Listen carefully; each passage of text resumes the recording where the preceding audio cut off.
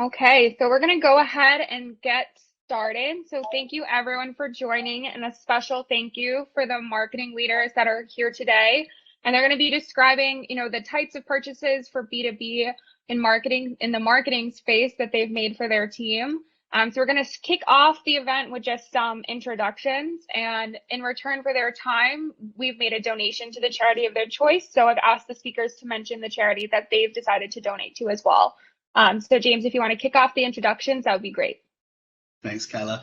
Hi, everyone. James O'Connell-Cooper. I'm Head of Marketing across the Americas for Xero, which is a cloud-based accounting platform for small businesses and the advisors that support them. The charity I've asked the donation to go to today is the Advancement Project, which is they lead campaigns to accelerate racial justice on voting rights, prison reform, policing and immigrant injustice issues. We've worked closely with them at Xero, amazing organization. So love that we're able to donate to them today. Thanks. Hi, my name is Jessica Garrett Modkins. I'm the president of Hip Rockstar. We are a fully integrated marketing, advertisement, and communication firm, and we are your gateway to Black culture. Some of our clients include the NFL, Super Bowl when it was here in Miami, Foundation for Sickle Cell Research. We're excited about being here and providing some insight. The nonprofit that we would like our donation to go to is the Historic Society, and their mission is to ignite the economic engine for South Dade, Miami. Thank you. My name is Matt Bretzius. I'm president and partner at Fischtank Marketing and PR. We're a full-service marketing PR agency based out of Manhattan, working with clients in technology, healthcare, sustainability, commercial real estate, nonprofits, and more. The charity that I chose for my donation is Liberty Humane Society. It's an animal shelter based out of Jersey City, New Jersey, just across from Manhattan. Hi, everyone. I'm Melissa Zehner, the managing editor at Foundr. Foundr is a global media and education company for entrepreneurs with employees in 10 countries. As a longtime advocate of animal rescue, I have chosen for a donation to go to Best Friends Animal Society. Great. Thank you all again, and thank you for highlighting the wonderful charities that you've chosen. And just to remind everyone here, please utilize the Q&A to ask any questions. I'll be monitoring those and be able to ask our panelists. And don't forget to answer the poll questions throughout the session. So I'm going to kick things off with a really basic question. What marketing platforms or products did your company use and pay for? So why don't we start? We'll go reverse order. So Melissa, why don't we start with you? Thank you. Keep in mind that I've only been at Foundr for 2 weeks, so some of my answers may not be as detailed about the tech stack. We use Hyros for lead tracking, SEMrush obviously for a lot of our SEO and analytics, as well as periodically Screaming Frog and Ahrefs. I have been testing Conversion AI and Youth Topic for SEO briefs, and also to see how well a bot can actually write content. And we're actually shopping around right now for a new content production software. So I'm open to having conversations. We've been exploring CoSchedule, Monday, Wrike, Divi HQ, Asana, softwares like that. Great. What about you, Matt? Sure. So we generally the platforms that we're using are to execute marketing for ourselves for the day-to-day. So we're using Hootsuite for social media. We're using HubSpot and MailChimp for email marketing. For HubSpot also for website management. We're using Constant Contact as well. We also use SEMrush for managing incoming leads and traffic. We're using Lead Feeder. And then also I consider WordPress to be a marketing tool for us because it's where our website is built, obviously. And we're using that pretty actively as well. Thank you. Jessica, why don't you share yours? I have a number of them that are the same as Matt. Hootsuite for social media. One that I just absolutely love that helps us to stay on track is the scheduler option for our email account, which allows us to shoot out emails at any time, regardless of when we decide to actually write the email.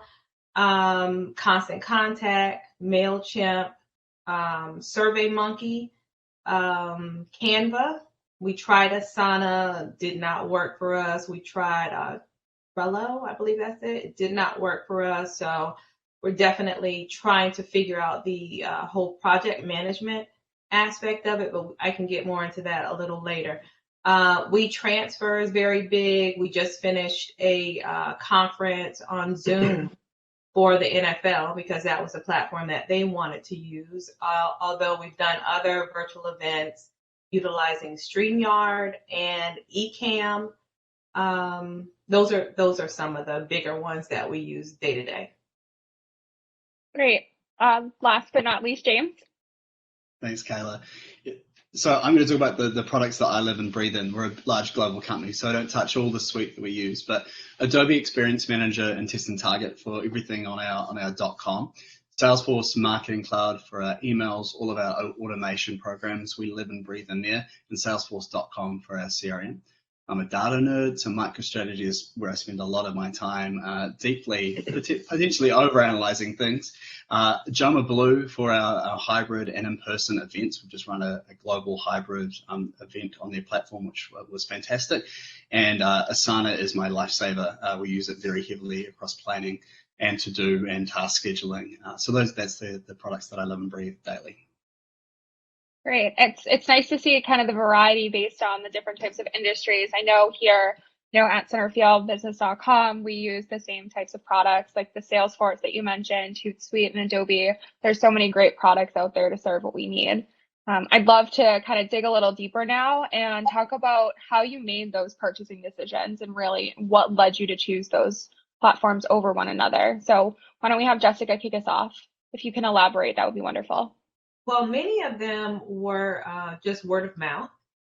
We would test them out and try to see whether or not it actually worked for our program, worked for our marketing, as well as the marketing for our clients. Just for example, with the virtual events that we do, we started with Ecamm. We also had Zoom, but then Ecamm provided another layer of interaction that we weren't able to establish with Zoom. And then there were a number of others that came up, but then we landed with StreamYard. Now, I'm quite sure that moving forward, there will be another platform that, like the platform that we're on right now. Didn't know anything about this platform until you all exposed me to it. So now there's another platform that I really want to dig into and see if it's going to meet the needs of many of our clients that have virtual meetings that they like to host. So what we've found is that over the course of time, word of mouth has been the driver, and then we just kind of try to figure out whether or not it's going to be a good fit for the needs of our clients. That's great. Matt, what about on your end? What leads to the purchase decisions for your team? Yeah, I mean, I think it's, for us, it's twofold because we're marketing not only for ourselves, but we're also doing a lot of these things for our clients as a marketing PR agency. So like when we're looking at, let's say a platform for email marketing, a lot of times if we're being brought in with a client maybe that already has a platform, we're just being sort of integrated into what they already use.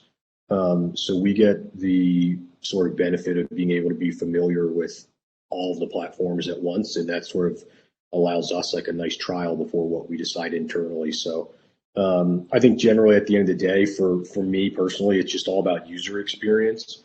I'm willing to pay a little bit more for something if it's easier to use and it makes my job easier.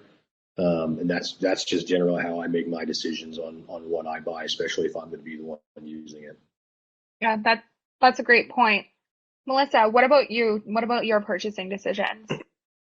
I try to be really methodical about it. A lot of people shop around for tools, find a tool, and then try to reverse engineer their processes from there.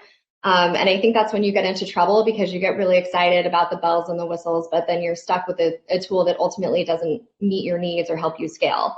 So I like to be really thoughtful about mapping out workflows, content production schedules. To give you guys an example, we're moving 250 to 300,000 words through a queue in a month. So I need something that will really operate at scale. So I like to start there and then find a tool that really will accommodate that and hopefully streamline a lot of those manual processes to make them automated. Yeah, that's such a great point. James, can you share some of your insight? Yeah, absolutely. So we're a large global public company, so there's lots of steps in selecting software, lots of people to get on board and influence. So a big part of the things we look at is, will it integrate with our existing tech stack? You don't want to be building on top of or building on Frankenstein monster, right? It should be nice and easy to integrate. Does it actually achieve what we need to do, or is it just another tool that's going to confuse everyone that's using it? One of the nice things that we're able to do is influence the buying globally as well. So we'll talk to people like us, word of mouth, explore software that other people might be using that we find interesting, and then we have the opportunity to pilot it in region to really pressure test it. So look, a very long buying cycle, but that's a good thing because it means we weed out and make sure it's the right thing for us. So a few frustrations, but lots of good opportunities to innovate and test along the way. That's so interesting, especially with the terms of like buying cycles, because I know for every company you have your own, but then every industry is kind of used to their own selling cycle as well. I'd love to, kind of continue this and talk about what are the best ways to convince you to buy a product. So what works best from kind of a sales nurturing perspective? What's the ideal sales process for you if someone was coming to your company wanting to sell you some type of solution? What are some key factors? Why don't we have James kick us off with this one? Yeah, I think, meeting me at a pain point, being very clear how it's going to change my life. Like email is out of control, right? We get so many cold emails every single day. If you don't get my attention within the first sentence, you've lost me, right? And you've really got to connect with the pain point for me. So research is really, really important. And explaining why you're different and why you're better and why you think the product will actually be a fit for us is really good. One thing not to do, and I've noticed it a lot during COVID, is often I'll get a cold email that says, hey, I just tried to call you. I haven't left my apartment in 6 months. No one's been trying to call me. So they're starting off on a lie, they're starting off on a bad interaction. So being really honest and meeting the buyer where they are is really important. And just making sure it's really clear what value they're going to have. We're all really busy. So that's what's really important to me. Yeah, I think we've all seen the kind of inundation in our inboxes over the past year as everyone was struggling to communicate with one another in these new environments. Matt, why don't we jump to you and you can give us some insight on, the ways to convince you to buy something. It's someone who can recognize my personality in the way that I respond and engage back with them. I fully appreciate the difficulty of sales, especially when it's cold outreach. It's not easy to an extent. Like we do that as a PR company, right? But I think what sort of pushes me the wrong way is when someone reaches out and, I ask a question or I come back with a response, and what I get back in return is very clearly the next of a series of scripted responses that have already been built out for the sales team. And it doesn't really address my question or answer it in the way that I was hoping for. Whereas some of the best experiences I've had are people who can just sort of drop the shtick and just talk to me as a person, and answer the question and do so without being overly salesy. That's just something I appreciate, because at the end of the day, right, we're just people talking to each other, trying to get a job done. And I think being able to be flexible in that way is what has mostly caught my attention. Jessica, why don't we hop over to you? I think that for me, I need you to do a little research on not just what my company offers, but dig into the things that we're doing, what we're talking about. Social media provides a window into our company beyond the website. So if you really want to do business with us, understand what we do, how we do business, and then figure out how your service is going to provide some type of quality to what we're already offering our clients. If you just do a cold call, if you're offering something that we don't even use, I'm not even going to reply to the email. And I don't really care if you send me 3 and say as a follow-up. I'm just going to trash it. I've given you all the information for free where you can kind of figure out how you can fit in. Sell it to me based on what you know that we're doing and the product and services that we are providing. Yeah, that's a fair point. You want people to, it's not just a cold outreach. You really want people to understand that they are the solution and they understand why and how it can help your business and really who your business is. Melissa, can we get your thoughts on this too? Yeah, I think Matt and Jessica brought up some fantastic points. First and foremost, you want to feel like you're being approached by a human being and not a script and not a bot. A lot of the cold messages that I get, side note, please stop sending them on LinkedIn, please stop, are feeling very generic. To Jessica's point, most companies that are at the scope that we're at, you can go online, check out their websites, do a little research, figure out what we're doing and what we probably need, and then send something that does feel more tailored to our actual pain points and the value propositions that are going to resonate with us, right? One thing I've learned from a decade of content marketing is that whatever message you're sending, it's got to engage and it's got to have a value proposition that's meaningful for the user, right? And I think that's probably most crucial in a sales process, especially when it's a cold outreach situation.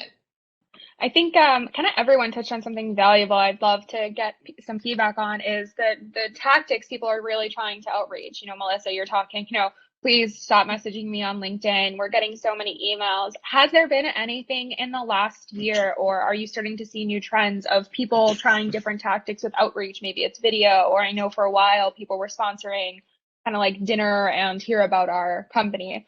Were there any in the past year that stood out to you more than others in a more positive manner? I actually have a funny one. If okay. I can jump in. I can't remember. I won't say the company name on here anyways, because I can't remember it. But once a week for maybe like 8 weeks, I got an email from a salesperson who every time he offered to buy me like a different flavor of ice cream. And then like when I didn't respond to the last email, like his next email was like, oh, maybe you don't like chocolate, so maybe you like Rocky Road. And then it like started to escalate to like milkshakes and banana splits. And like at the end of the day, I didn't respond to him. But somebody on my team thought it was very creative. And I at least thought like he was approaching it with a bit of humor, even though he was just sort of sending me the same email over and over again.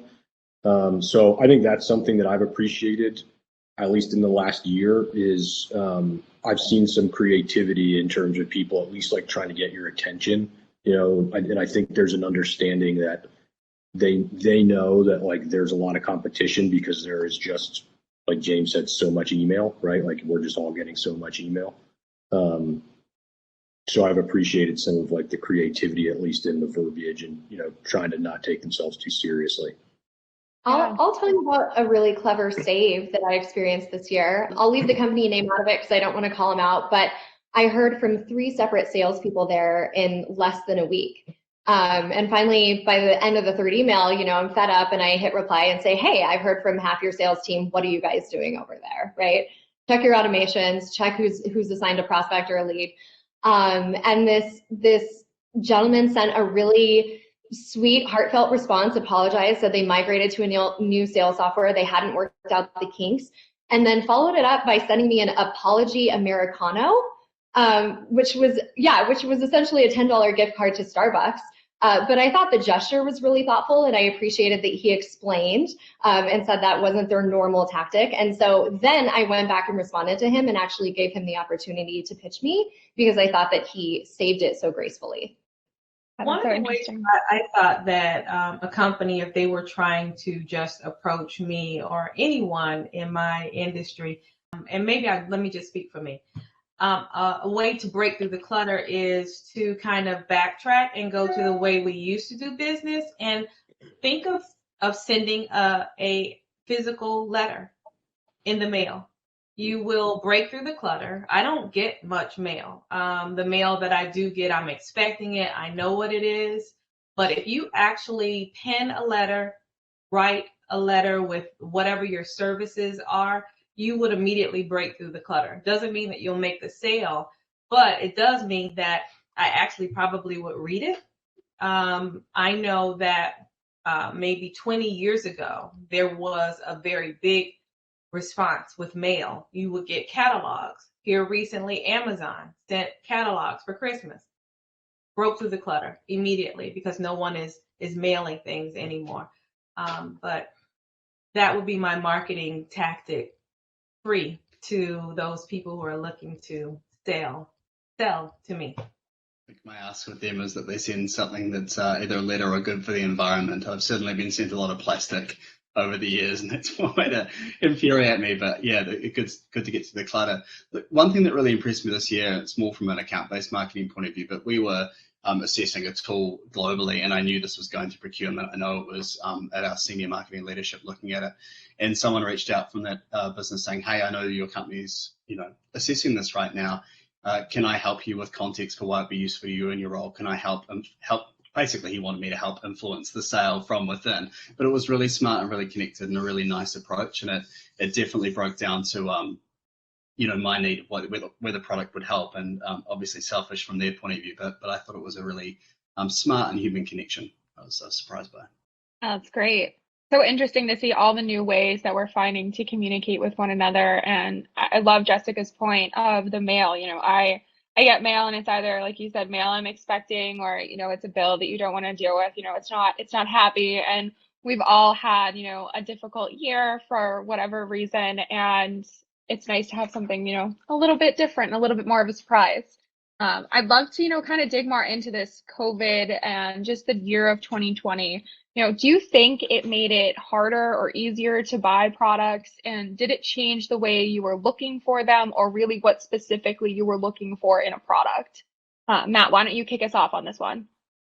Yeah, I think it's a good question. I would say for us, it prompted us to open our eyes a little bit more and be more open to technologies and platforms that can provide automation for us. I mean, we're a 20-person company who had never worked fully remotely before. So when that happened this year, it was a little bit scary. So I think being able to have platforms that are available both for operating the business, so whether it's an HR platform or payroll or something, or whether it's a marketing technology that we're using for clients, knowing that we have those tools available in a time where we're all sort of at home and all,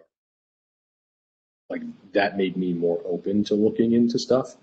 I would say the only sort of opposite to that is, and this is probably just me, but it did sort of feel at some point there was just a little bit too much of relying on COVID and the situation to try and sell stuff, where you're just getting a lot of emails 6 months into the pandemic saying hey, I hope you're healthy from the pandemic, and I get it, obviously it's a nice gesture, but at some point there's just a little bit of fatigue there, and I can just do with hearing about your platform. So but yeah, I think for us it's we probably in the last year purchased more B2B tech platforms than we had in the last couple combined. It's incredible to see the growth the companies have experienced in terms of the tech that they use. Melissa, I'd love to see your thoughts on this. I am in a situation where I have a hybrid team that's not going to change in the future. We have employees in 10 countries. So to some extent, I had these concerns before, but I think the pandemic really highlighted it. I've looked less at just the core functionality of a product and more at how we can make sure people are using it effectively. We don't have IT down the hall. So if someone is struggling, right, who's going to help them? Is tech support easily and readily available? Is it included in the pricing, or is it some sort of a la carte situation? Is there access to an abundance of onboarding or training resources? Even if I have to pay for them, I'm happy to do that. But I want to feel like my people, if they're in a situation where they're working at home and they're isolated, that they really have the resources they need to actually get the work done. Something else that's really key is the communication, right? The software either needs to integrate with the tools that we're primarily using to communicate, or facilitate some sort of back and forth within the software itself so that everyone can stay in touch. So I think just the connection element is really important. Jessica, why don't we kick it over to you? I like what Melissa said. Everything that Melissa said touched on all of the things that I think are important for us. I want to add to that automation, going back to what Matt said. COVID in 2020 forced us to create systems systems that we didn't have in place. We did it automatically, but it wasn't something that was written where if I was out, someone actually knew exactly what my process was.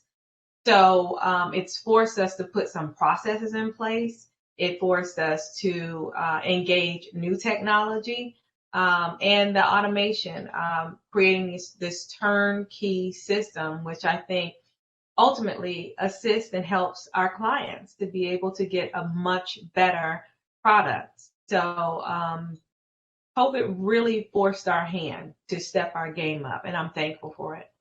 That's great. James, do you have any final thoughts on this one? Yeah, we were lucky in a way, and similar to Melissa, we're a global company with hybrid teams, so it wasn't the easiest work to switch working remotely, but it wasn't a huge struggle. I would say that it has made us fully adopt tools, so tools that we may have been half in before, we've really leaned into them, like Asana, for example. I think the other thing, as marketers, we're naturally curious, right? So we want to think outside of the box. For me, much more time in front of the computer, so I have much more time to research and to think differently. And I think there's a huge opportunity for vendors, particularly smaller ones, who are doing things outside of the box, doing things, Zoom but different, how to online events get more interactive. But those ones who are going to really change the game and think outside of the box, I think that I've been looking for them more and more, and I think there's continued massive opportunity as the world continues to evolve. So that's the big change for me.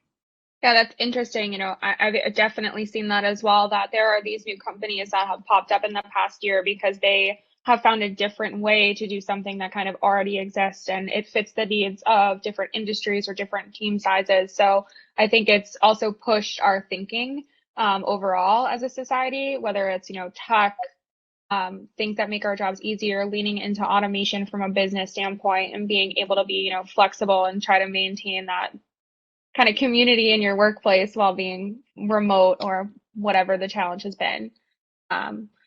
If you guys had, I'd love to get your opinion on this. If you basically had a magic ball and could make a platform or a product or service that you don't currently have, what would your wish be?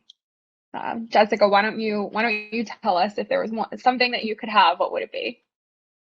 Yeah, I mentioned this earlier. I am searching for a project management tool that allows for various variables for subset objectives for projects, and something that my clients would be able to monitor and be privy to.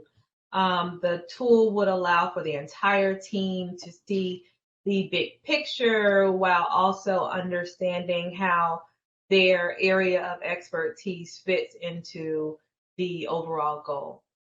There have been some other platforms out there that we have tried, but it just did not meet our advertising needs. So that would be mine.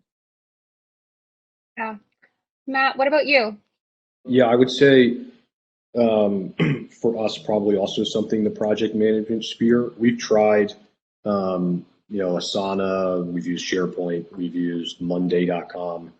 And there's bits and pieces of each one that seem to work for us, which I guess is how it kind of goes with these platforms, right? But there always seems to be something with one platform that just doesn't jive for us. Sometimes they're almost too granular and technical when really you just need something that's a little bit simpler. And for us specifically, where we have account teams that then have multiple members with varying responsibilities, being able to have something, where we can really suss out whose responsibility it is to do what, and it doesn't become a hindrance to use it, where it adds more work to what people are doing. That would be super helpful.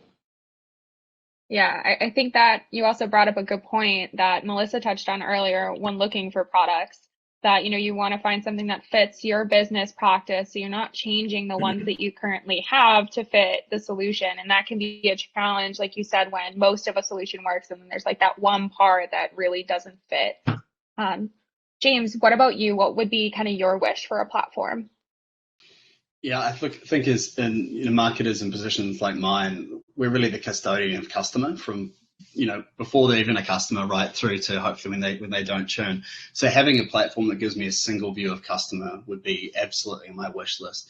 marketers, we're busy, we've got a lot of decisions to make in terms of investment, being able to work out where to spend, where to focus effort and energy on a daily, hourly, a minute basis, that'll be a real goal, and to have that single view so we understand where our customers are at any given time.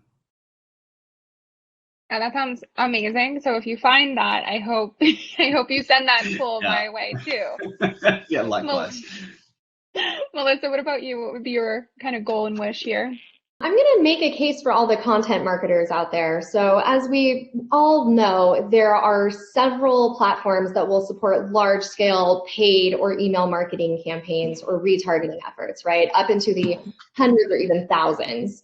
I have yet to come across something that is really made to support a large-scale lead generation focused organic team. There's always an element of something that needs to be housed in a tool before or after. So I'm having to move SEO targets and data into a content production software that I'm using, right? Move it through production and then move it out. If I'm creating social content, I've got to still move it out of that tool into a scheduling tool. And I would love something that really follows that workflow start to finish, the way a lot of the paid engines do out there. I'm sure there are other people in my position that are having the same issue. The closest I've come is probably Monday.com, just because it's so highly customizable. So it's doable, but you also have to invest hours and hours of time into getting it set up correctly. I think Reich is on the right track as well, but still not quite there. Yeah, that I think you actually brought up a really good point there. There are all of these other types of software that can be the solution if you and your team spend time to do it, whether it be, something as simple as like QuickBase and set up workflows, or, something that you can just highly customize. What are your opinions on that? And is that something that your team even looks at because it's just too much of a lift? Are you looking more for that kind of all one solution, one stop and done, versus having to build something yourself and just jump in? I've invested in the time to customize because those are the only options that we found, right? My choice was to either choose a software that really minimally met my needs, or to invest the time and energy upfront customizing it so that it is scalable and includes a lot of those, automations and integrations that are going to support the team across channels. So I would love to not spend the time customizing it, but I need someone to come to me with a tool that actually meets the needs of a large-scale organic team. I think for us, it's really on a case-by-case basis, because generally, like when we're using tech platforms, it's usually like very singular specific use, right? Like we're picking something that we're using just for email marketing, or something that we're using just for social media. We just as a company don't use as much of like broad-based technology that needs to be customized. So like I look for something that's a little bit just more like out of the box and can get done what I need to get done. And then if there are other features that are available that potentially are helpful to us, so be it.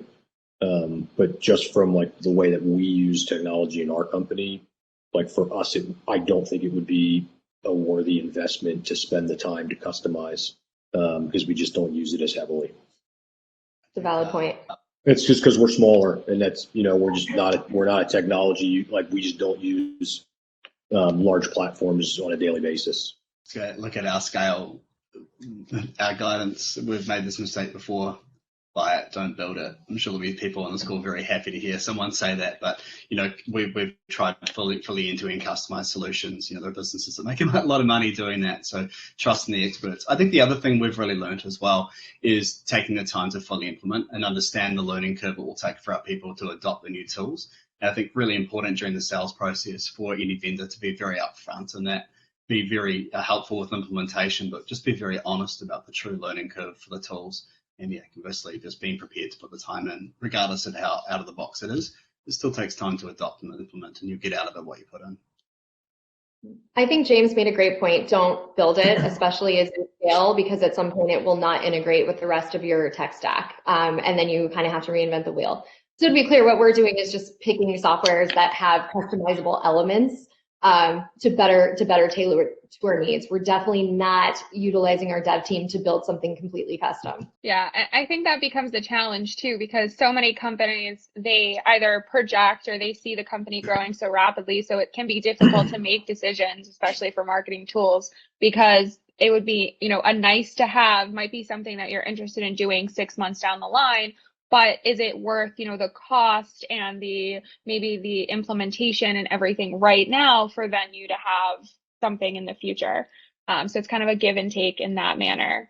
I think overall, a couple of themes that we really hit on from both sides, whether it's someone coming to you with a product or you looking for a product, are things like balance and clarity and transparency. So balance not only in the work for yourselves, the work that it's helping you do, the work for your team, to James's point, how long, it takes to learn a product. And, we touched a couple of times too on like the customer service aspect. And these are all the same questions that I think customers would be asking themselves too when they come to us as marketers for our companies. What are all of those things? So I'd love, what are your kind of final thoughts on, marketing tech and kind of those fully ideas of balance, clarity, and transparency? I was just saying, I think for me, it's just like the easiest thing is just no bull. Like when you send an email and you talk to somebody and you try to sell them something, just tell them what the product does and how it can benefit them and make their day better or help them make more or help them be more efficient. Like if you do that for me, that's where you're going to get a response and like I'm going to be engaged with it. If there's just too much spin and you can't really get to what the issue is, then you've lost me. Well, I think for us, we're always looking for ways to be efficient, always looking for ways to add value for our clients. So if there is someone who, after you've done research, you know who our clients are, you've done research and you understand what we're doing for our clients, and that you have a product or service that you think that would add that value, then I welcome you to approach us and inform us about what it is that your service would be able to do for us. What value would you be able to bring? Even if it comes at a cost. Yeah, I think along the same lines of what Matt and Jessica said, no bullshit, but also there are people out there that will just make the sale to close the sale, right? I'm very clear on what my needs are, what my processes are, how my team functions, what's going to help us and what's not. So you can start running down that road of trying to convince me that your tool is really going to help me, but at some point there will always sort of be that moment of clarity where it will become apparent whether or not it really does meet our needs, right? So I think it's important to really talk about those value propositions and those pain points up front. And if it's not a fit, it's not a fit. Move on, right? And it saves my time, but also it saves someone else's time as a salesperson. You've got a long list of people that you need to be calling. So don't waste your time on somebody who ultimately isn't going to be a closed sale. Yeah, totally agree, Melissa. And Matt, to your point, just be human, cut through the crap, be direct, be honest. Tell me how it's going to make my life easier. If it's not, be okay with that and move on.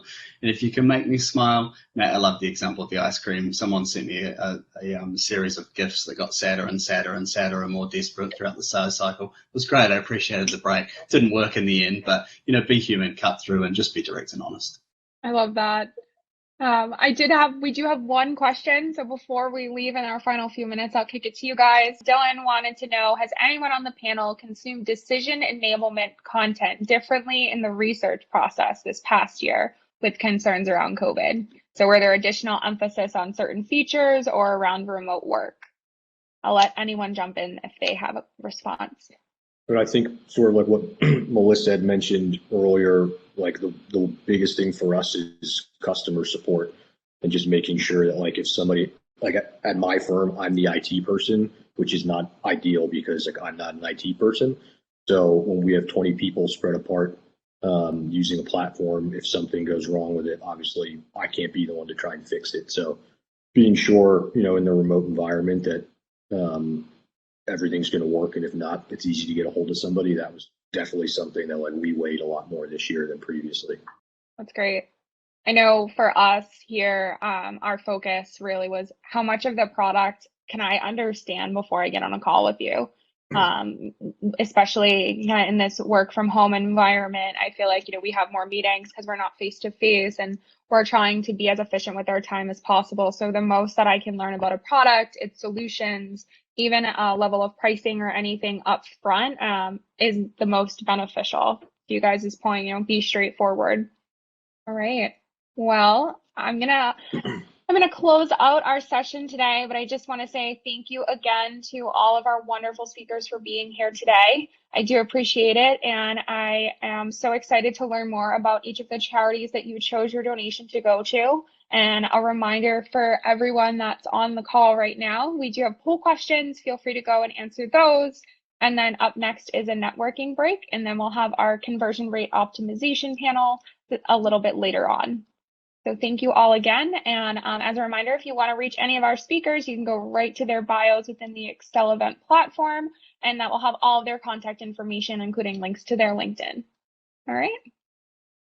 Thank you, everyone. It was so great. And I hope you have a great rest of your Wednesday. Thank you. Thank you, Kayla. Thanks.